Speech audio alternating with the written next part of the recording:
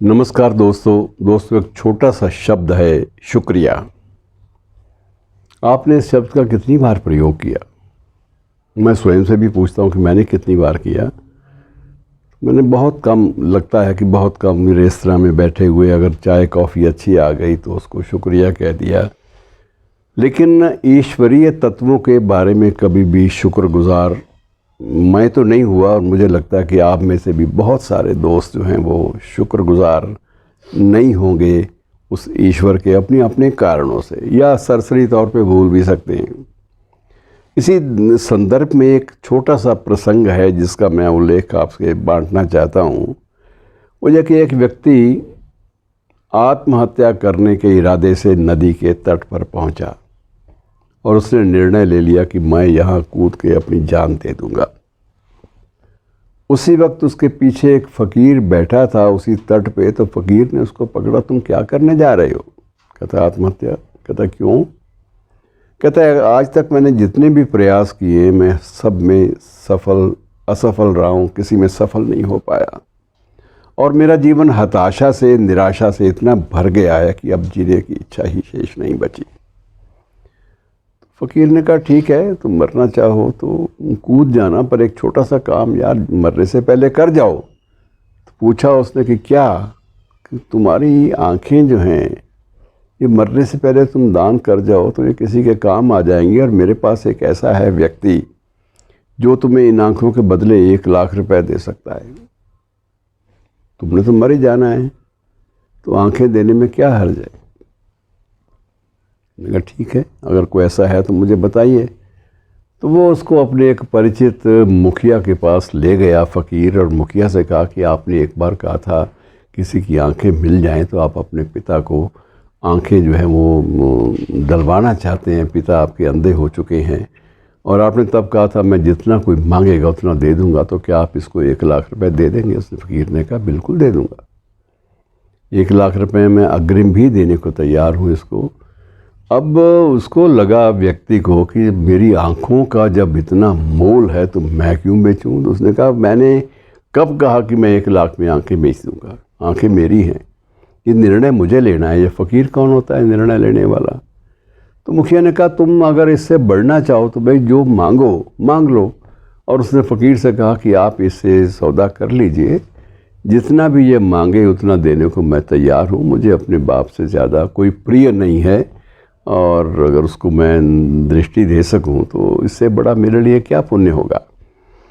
फ़कीर उसको ले आया वापस कि देखो भाई 1,00,000 रुपये तुमने कहा था, मैंने तुम्हें कहा था। वो आदमी 2,00,000 भी देने को तैयार है, और तुम अगर बहुत लोभ में आओगे थोड़ा बहुत और भी मैं बढ़वा सकता हूँ, लेकिन तुम आंखें देने का वादा और घोषणा करो, ये कागज़ पे दस्तखत करो। और जब दस्तखत करने की बारी आई तो उसके बाद उसने कर तो दिए, पर कहता है पैसे मैं लेकर ही ये कागज़ सौंपूँगा। कागज़ उसने जेब में ठूंस लिया, मुखिया के पास फिर उसको लाया गया। मुखिया को उसने कहा कि पहले पैसे दे दीजिए 2,50,000 और उसके बाद मैं आपको ये दे दूँगा। तो मुखिया ने कहा कोई बात नहीं। उसने अपने जो कोष का बंदोबस्त करने वाला व्यक्ति था उसको बुलाया, भी इसको 2,50,000 रुपया दे दो, और उसके बाद 2,50,000 रुपए देने के बाद इसको यहीं पर रख लेना और किसी चिकित्सक को बुला के इसकी आंखें निकलवा लेना। अब व्यक्ति को लगा कि ये तो बहुत बड़ी बात है, और 2,50,000 तो इसका मतलब मेरे बाकी अंगों का भी बहुत ज़्यादा कीमत होगी। अगर मैं सारे अंग देना चाहूँ तो कितना मुझे प्रॉफिट मिल सकता है, कितना मुनाफा मिल सकता है। और ये सोचते सोचते फ़कीर ने कहा कि एक बात मेरी भी मान लो। वो बोला क्या? अब आपकी क्या बात माननी है? कुछ शर्त तो नहीं? कहता शर्त नहीं है, सिर्फ इतना ही एक आग्रह है कि तुम मरने से पहले तुमने कभी ज़िंदगी में शुक्रिया अदा किया है उस ईश्वर का जिसने तुम्हें 2,50,000 की आंखें दे दी? तुमने ये किसी का शुक्रिया अदा किया है कि तुम्हारा हृदय जो धड़क रहा है ये भी किसी के काम आ जाएगा, और वो भी 2-2.5 लाख तुम्हें दे जाएगा? कुल मिला के तुम्हारे जीवन के जो महत्वपूर्ण अंग हैं ये तुम्हें 10,00,000 के आसपास राशि दे जाएंगे। ये 10,00,000 के आसपास राशि का बंदोबस्त करने के लिए, इसमें तुम्हारे शरीर में इन्हें रोंपने के लिए क्या तुमने एक छोटा सा काम किया है? मेरे कहने से क्या कर दोगे? कहने लगे हाँ ज़रूर करूँगा, अगर इतने पैसे मुझे मिल रहे हैं तो मैं क्यों नहीं करूँगा, छोटा सा काम फ़कीर आप बताइए।